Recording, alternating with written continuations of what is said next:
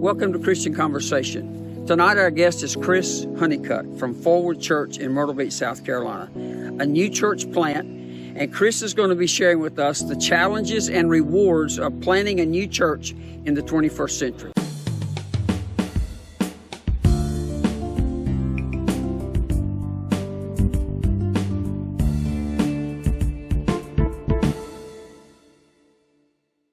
As Miles just said, we are here with Chris Honeycutt. Pastor Chris Honeycutt, thank you for being a part with us today. Welcome to Christian Conversation. Chris, you are a pastor who is starting a church. Tell me a little bit about your story. What's going on? Oh man, well, first off, thanks for having me on here. And it's been a journey. I've been telling people here lately, in the last year and a half, it's kind of a microcosm of 6 years worth of ministry experience, where you experience all kinds of growth and heartache and heartbreak, and but also just a lot of rejoicing and a lot of blessings and a lot of victories. And so ministry is a mixed bag to begin with. And so going into this is where, we saw a need here in Myrtle Beach for another life-giving church. That's kind of what we refer to our style of ministry. And it's where we know that there's so many people here that are without a church. I can cite all the different demographics and statistics, but it's basically coming down to this. There's over 300,000 people here in this area that are not connected to any church.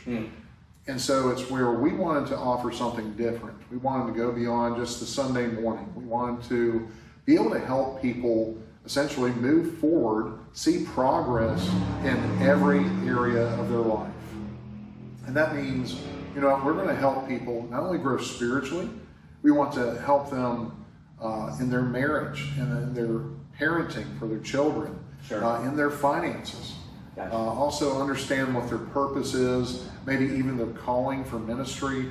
And then, we're going to equip them, train them, and get them out here to our community to help reach Myrtle Beach. I love it. I love it. So what would you say up until this point? I know God calls us all. He puts this thing in our heart, and we just are like, that's what I've got to do. And I know that you feel that. So with that understanding there, what would you say has been the most difficult thing to deal with in church planning in this COVID era that we've landed in, which who knew this was coming, 2 years ago? Sure. I'm sure when this started, but what would you say has been the most difficult thing to deal with in this? Let's go ahead and talk about the ugly. Well, I would say expectations. It's where it's already tough enough to plant a church. It's already tough enough to get a team together and motivate them and to find a location, find a venue, and get all the equipment and everything. And then with COVID, it put churches like ours in a bind where you couldn't get into the schools. You couldn't get into a lot of the public venues. That's still the case.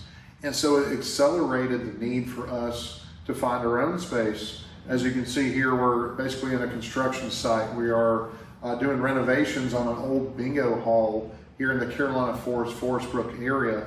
And what that is to say is that, we're trying to build out a very attractive, functional space. And we're just a 1-year-old church plant. And we're doing that in some ways because, people in this area do have expectations of what they want in a church experience. Sure. Church plants have a hard time meeting a lot of those expectations. And you're not always going to have those kingdom-minded, mission-minded people that come through and have an understanding why something looks the way it does or is the way it is. And so we wanted to put an emphasis on excellence. And so with a small budget and everything you can throw in there, it's been hard to, again, meet those expectations. We don't have a fully staffed anything. We don't have a fully equipped anything, not yet. And so it's where there's plenty of churches in this area that do offer those things. And so there's an old adage in business and an old adage in entertainment, and I think it applies to ministry as well. If you can't be better, if you can't be bigger, be different. And that's where, again, we want to position forward in our community as something different, because there's a lot of people out there that have not responded for whatever reason to the existing church climate here. Mm-hmm. And we want to reach those people. We want to reach lost, hurting, and broken people who may have given up on church or never gave church a try. Mm-hmm. I want to back up for just 1 second. I think that was an interesting point. I'd like to hear your take on it. We are so spoiled. I mean, it's 2021. We're getting towards the end of the year, but we are so spoiled now with the Disney experience. Like, everybody tries to offer such a massive, huge experience that's fully encapsulated, and you walk in somewhere. I mean, from your local grocery store to any retail establishment. And I hate to label church this way, but we are competing with that retail mindset. People walk in, they see the packaging, everything's shiny, and it's hard to do that as a new church plant, and even for some existing churches that are out there. We've got a lot of people that watch, that are in an older existing church that, maybe they've kind of done the same thing for a long time, and they're trying to repackage and redo some things to reach some new people, kind of reformat in their community a little bit. How have you found success in that to this point? Just saying, you're only a year into this from even concept till here we are. You've got a beautiful facility. We're going to show the folks around in just a minute to see what you are doing. But where have you found success, and where are you aiming in that part of trying to find that Disney experience, so to speak? Yeah, well, I'm trying to find an appropriate comparison. If some churches are Disney, we might be the local county fair right now. But that's okay too. A lot of people go to the fair. Hey, those are fun, man. Where else are you going to find fried Oreos?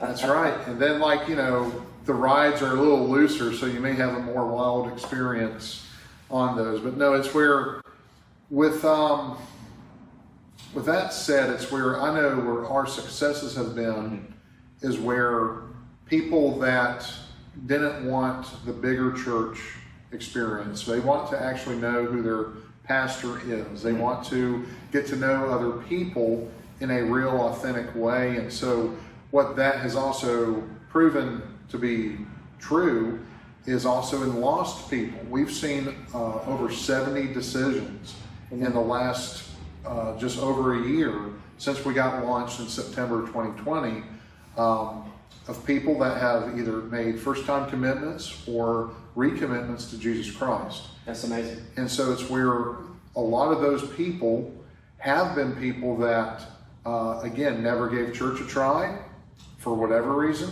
had a lot of church hurt, and it's by relationships and by people being real with each other. And one thing we refer to ourselves around here is the kind of the cultural language of forward family. That you're going to have young and old in a family. You're going to have brothers and sisters. You're going to have sons and daughters. You're going to have mothers and fathers, all coming together to invest in each other and to be accountable for each other and to see each other grow and to love and support what they're doing and who they are. And so a lot of folks just need that. Take the spiritual part out of it. A lot of folks are looking for some sort of community like that. We know the answer. We know that comes through the bride of Christ. That is the church. That is the most powerful organization in all the world. That is the church. And we want to, again, get the church focused back on relationships, not so much programs. We want to invest in people because people are the biggest investment you can make. And that's where an action plan that we have for 2022 is to help people focus on 5 areas of growth. And we have basically coaches that we're going to have assigned to each of those areas that will purposefully, intentionally invest in whoever elects those areas for a semester period to help grow their finances or grow them spiritually on a growth track, or we will offer marriage counseling. All this that we actually have in-house from people that have moved to Myrtle Beach. Maybe they were pastors in another state. Maybe they were involved in another church, another ministry in another state. And Myrtle Beach is kind of like the Florida, South Carolina. You have this melting pot of people. And so if we're going to reach that melting pot, we're going to need a melting pot of leaders here in our church. And thankfully, God has provided that. We are so blessed just within our small core of people and leaders that we have so many people that do have that experience in ministry that, you know what, we're going to be set up to really reach our community more effectively next year. That's great. That's great. I've checked out a few of your services, and I want to say you guys are doing a great job with your digital presence. Maybe you could speak to how important that is for you guys. I know I've been a part of a church plant down in Georgia, just outside of Atlanta. Digital wasn't a thing then. That's how old I am. Mm-hmm. And that wasn't even a concept. Right. But in 2021, moving into 2022 soon, that's an element that you have to be present in, because everybody's holding the world on their cell phone. Yep. And if you don't have some presence, and I'm not saying everybody has to be a television network, but if you don't have some presence there, mm-hmm. you're sort of behind the curve. So if you'd like to speak to that, how you guys are doing that, what role that plays into reaching Myrtle Beach. Yeah, so, you know, before we planted here, I was a consultant, and we did a lot of digital marketing projects for different churches, different businesses. And one thing that we knew to be true is that, you know, a lot of organizations want to get themselves out there to the public before they're ready for that, okay? Basically, a lot of churches that, you know what, they're not keeping their eye on the ball for a lot of different areas. And so my group would come in and help them kind of fine tune some things. So I knew going into this, I didn't want to just stick a camera on what we were doing and then call it a day. And even then, with all the equipment we have and all the effort we've made to make our digital experience an excellent one, we still are going to have those gremlins, those hiccups, audio mismatching and all that kind of stuff. All that being said, before COVID, it was a priority.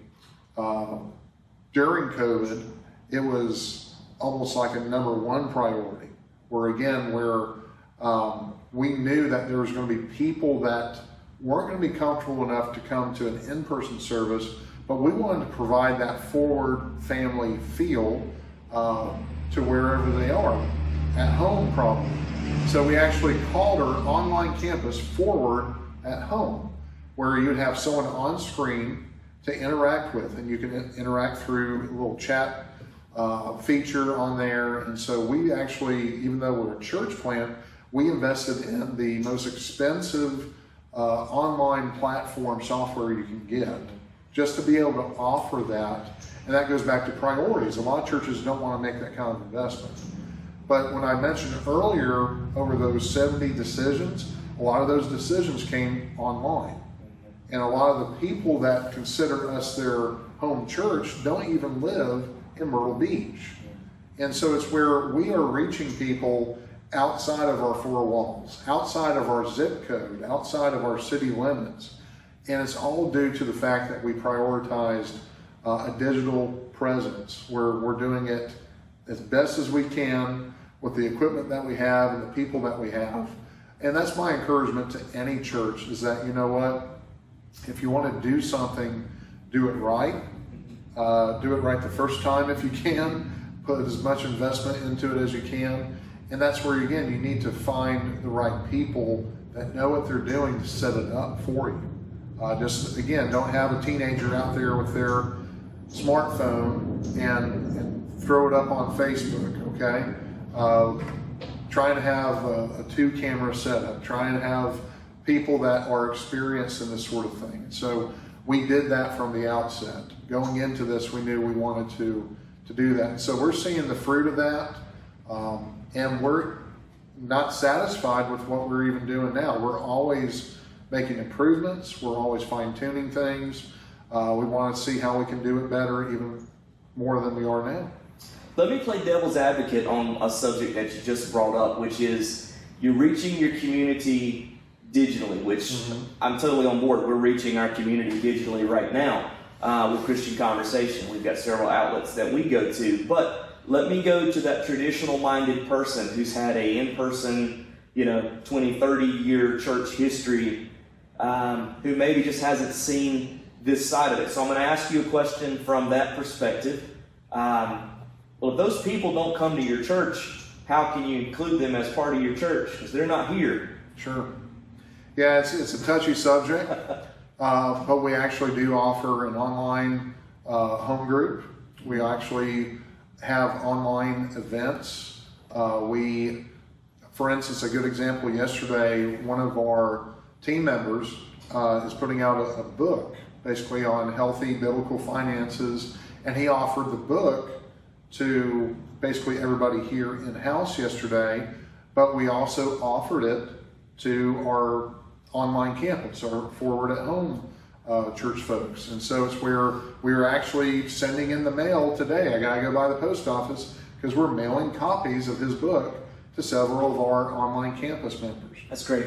And so it's where we try and include them on some things. Any events that we have here, we send out invites to even people that, again, if they're living 2 states over, hey, Myrtle Beach is not that far of a drive for a lot of folks in the Carolinas. You have a lot of folks from Ohio, West Virginia, Pennsylvania that will come down. They see Myrtle Beach as a second home. And so it's where a lot of folks, for whatever reason, don't feel connected to the churches in their community. They don't feel like it's offering them anything that they need there. It's always my encouragement to always find a life-giving, Bible-believing church in your community. But it's where for some people, they just gravitated towards us. And we're going to feed that relationship. We're not going to leave them high and dry and hope they go away. No, they came to us. God led them to us using this medium of online streaming. And so we're going to do our very best with them and care for them just as they were here in person. That's great. And that's a big part of what we do here at R3 Ministries. We may never actually shake hands with some of the people that we deal with in our ministry here through, restoration services, accountability, dealing with burnout. Most of those are on the phone. With technology the way it is, we can do in-person video calls. And, if somebody came to you and needed counseling, I'm sure you would be totally available, have somebody on your staff do that. I guess one of the next questions that I would like to bring to you is maybe not as much about your church, but just in general, church planting in this season. What has been, I know you said you've had some conversions and a good number, but what would you say you have seen as the best thing of this season? We talked about sort of the negative and the hard. What has been the most rewarding thing of the journey? There's a leadership concept. You see it in sports a lot. You also see it in business, but also in ministry, of buy-in. Hey, a lot of people are big Clemson Tiger fans, and they have all in, as part of their phrasing. Now, we do broadcast everywhere in the world, so I don't want anybody to get upset with you mentioning Sure, Clemson. I'm not a Clemson fan, by the way. Those NC State fans aren't too happy about that. I'm a Wolfpack fan, but no. All that said, seeing the team buy-in when you've navigated through essentially church splits or staff member transitions or any sort of transition where naturally you might either lose people or you might lose that motivation. And that's where we have such an awesome team here, and it's been where the right decisions are going to have you lose some people, but the people that need to be here and the people that you build with stick around, and they're going to pick up a hammer with you. Sometimes that means literally we're in a renovation project, so we have people that are literally helping us build a physical space, but the church is people. And so this is where we have emphasized that, it's not just Pastor Chris that is the minister. Our whole church family has opportunities to minister to this community at their workplace, in their neighborhood, wherever they might find themselves. And so it's where, despite the difficulties that COVID has brought, a lot of the economic realities that COVID has brought, we've seen a very healthy climate as far as attitudes and optimism in our team. And so that's very crucial to any ministry, not just church plants, is getting that buy-in. And so, like, you know, there's been some days where I'm beaten up. And when you're on a low-carb diet, you have something called keto fog. And, like, even yesterday I was feeling it. I was just not having some things. And so, like, but then you overhear people. You see people bring other people to our architectural plans and point out things and explain things. I'm not doing that. Right. Other people are doing that. You overhear conversations. People talking about future things that we're going to be doing and how excited they are about that. I'm not stirring that pot of conversation. They are.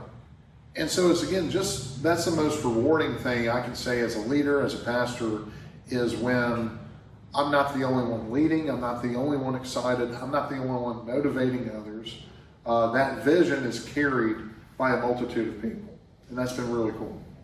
In setting up for this interview, we put some dressing behind us, just so people aren't looking at your construction zone. Do not look behind the curtain. So let's address that. How comfortable do you have to be in this situation with things being unfinished, and what challenges has that presented? Well, here's a big challenge. Go back to the original discussion of expectations.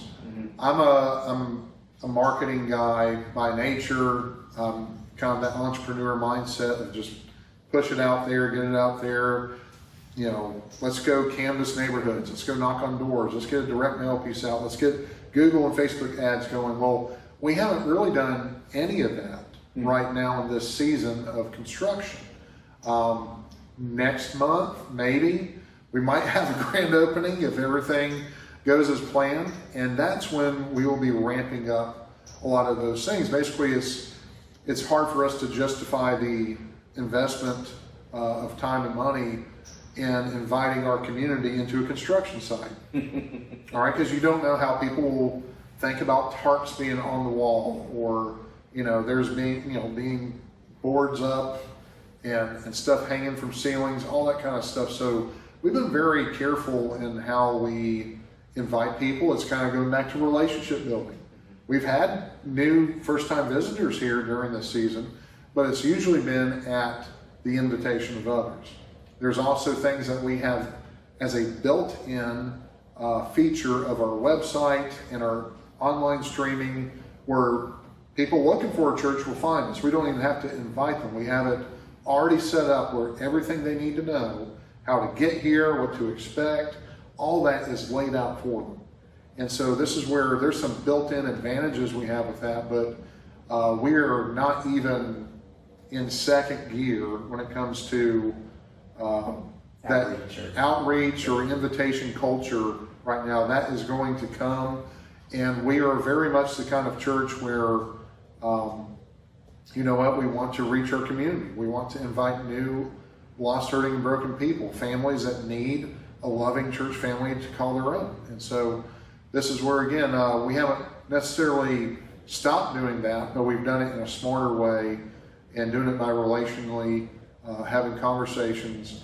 So we've had some people that maybe were ex-Catholics or, agnostics, and we have people that just show up by invitation. And so it's where, in the church planting world, there's a whole kind of sensational rollout when you're launching and when you're doing a grand opening or anniversary service or any big day like that. You're going to get the banners out. You're going to have signs out. We have not made any of that investment in this season yet. And so that is to come. But that's what's been the awkward thing is going back to the all-in vision casting thing, a lot of folks have to kind of see past all this. They have to know that this is going to look a lot different. It's going to look beautiful in here, and there's going to be so many people that they do not know sitting in the chair beside them. Well, I want to say everything looks great from my perspective. I have viewed your stuff online because I wanted to find out a little bit about what you guys were doing before we showed up here, and I'm just like, what is this? So I have viewed what you guys are doing. I think it's absolutely fantastic. I think it's needed in your area. It's needed in lots of areas. You know, we're going to give people a little bit of a tour. Actually, why don't we do that right now? Just take around, show people your place, and be excited about it. And so guys, enjoy this tour. We're going to show you a little bit of Forward Church here in Myrtle Beach, South Carolina.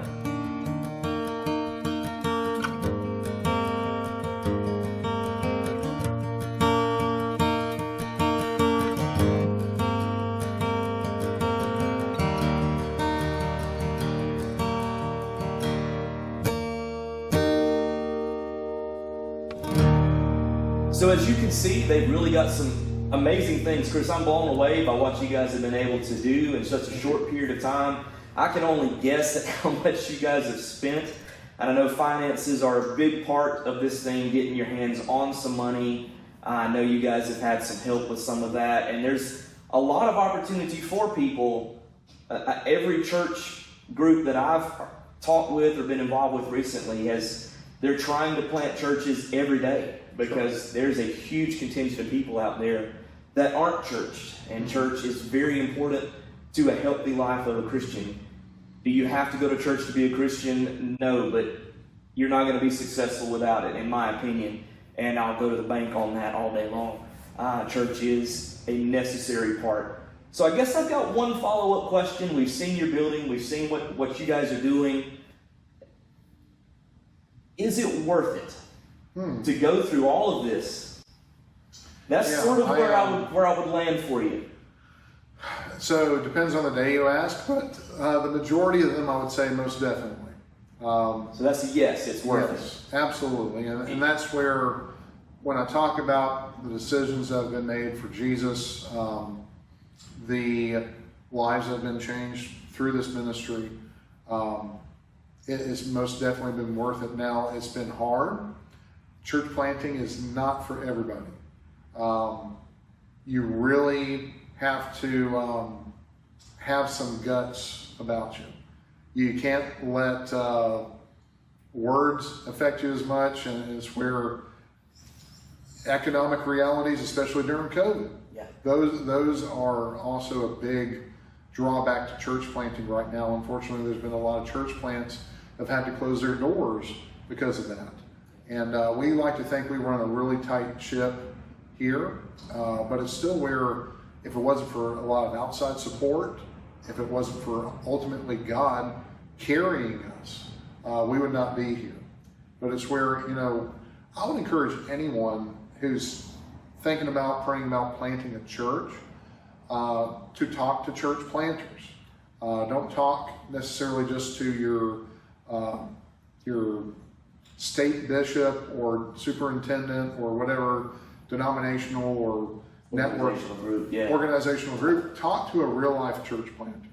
See what it's like in a city similar to your own. See what is required of you in a personal way to make it happen. Thankfully, again, God does most of the heavy lifting. All right, but He does want the free will component of us participating in that, working hard in that, and it's where, nothing in this life comes easy. That's also true of ministry. So it's not that the harder we work, the bigger church we have, or the more people get saved. It's about enduring the race. And this is where, again, this is actually our third church plant. There was a time I used to have hair. So it's where it is stressful. Our viewers are used to people being bald because Miles is a little lacking in that department. I'm still holding on to a little bit. Hold on to it as long as you can. But it's where, man,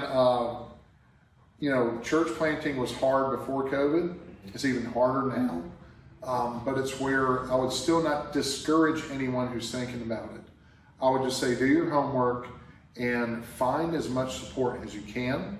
And then also just know that whatever number of dollars you think you'll need to get started, you may need to double that.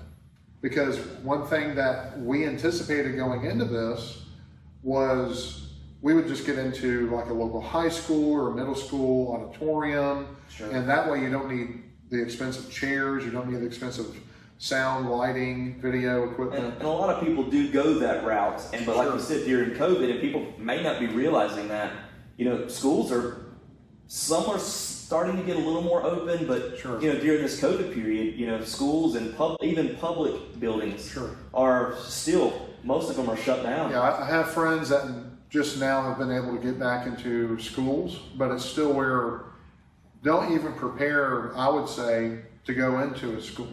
I would say try and find a way to either find an older church that you can partner with, or through some relationship that you take over that space, whatever it might be, or you find a way to, again, lease a new space like we're doing. And this isn't new, but what we're doing here is we looked at different aspects. It's not just about, hey, this used to be a church building, so a church should go here. Right. No, we looked at traffic patterns.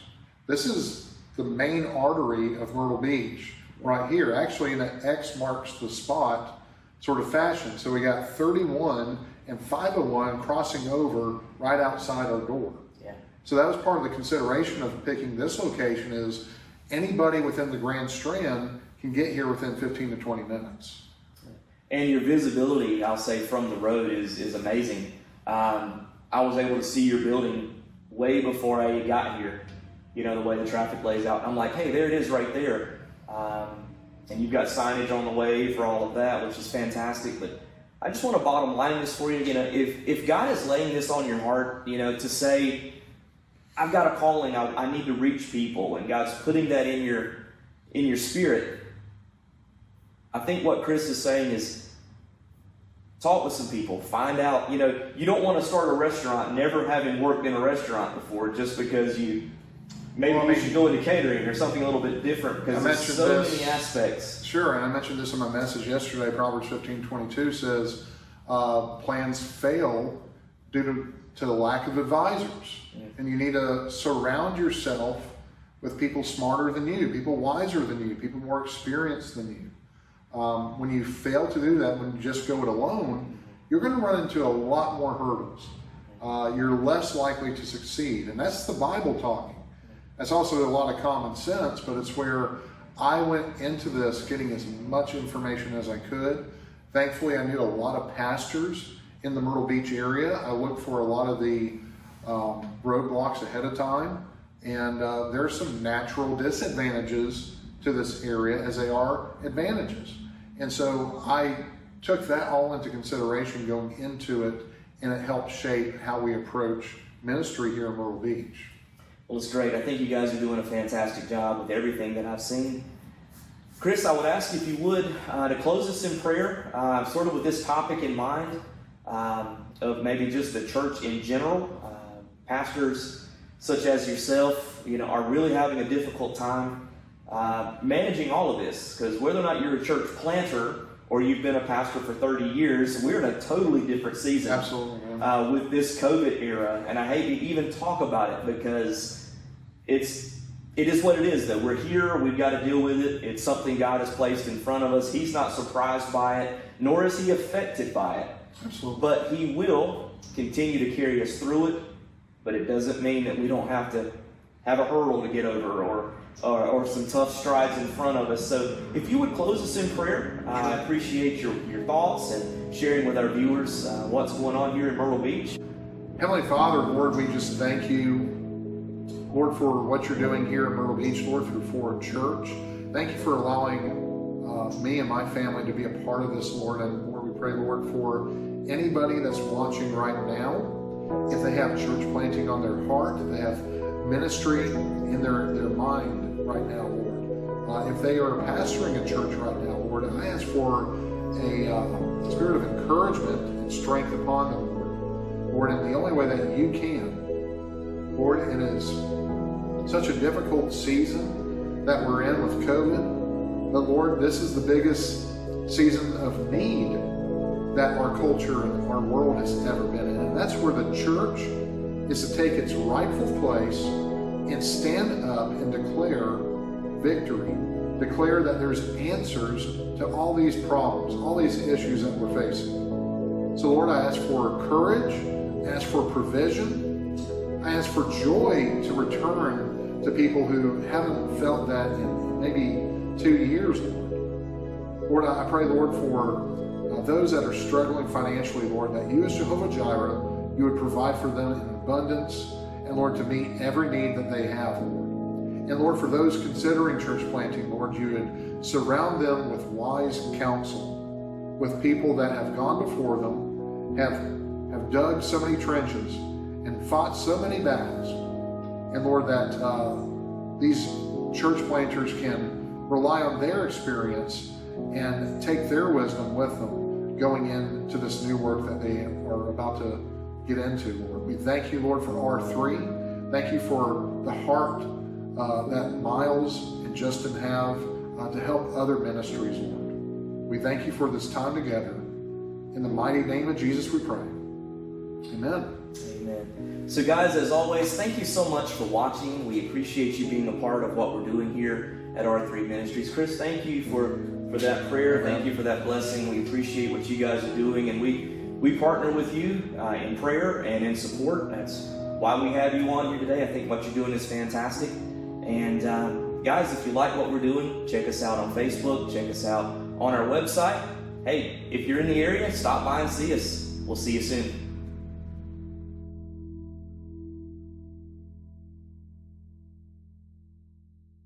Hi, I'm Doug Beecham. I'm the General Superintendent for the International Pentecostal Holiness Church.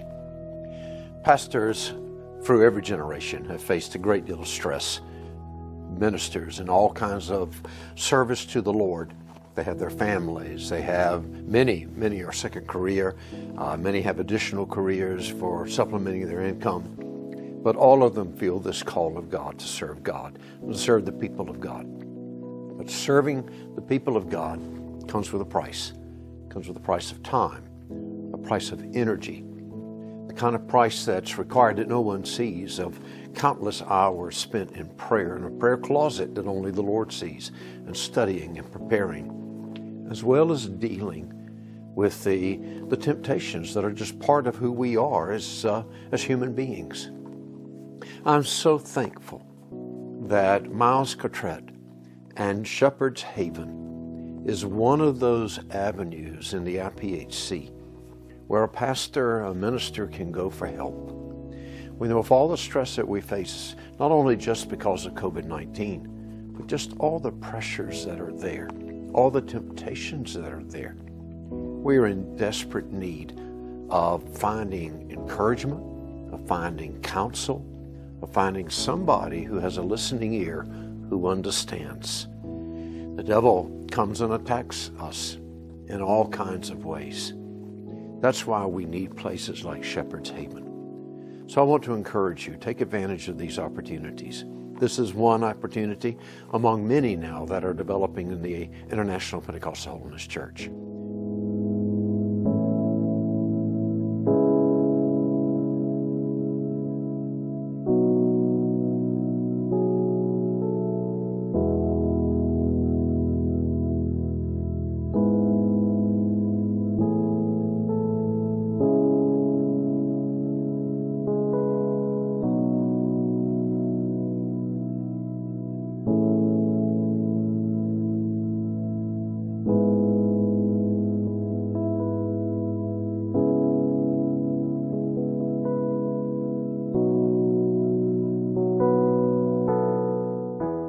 I was handed a book the other day. I'm just starting to read it, by Jimmy Dodd and Larry Magnuson. Pastors are people too. All of us need one another in the body of Christ. So thank you, Miles, and thank you for your heart and your care for pastors and for what Shepherd's Haven is providing. God bless you.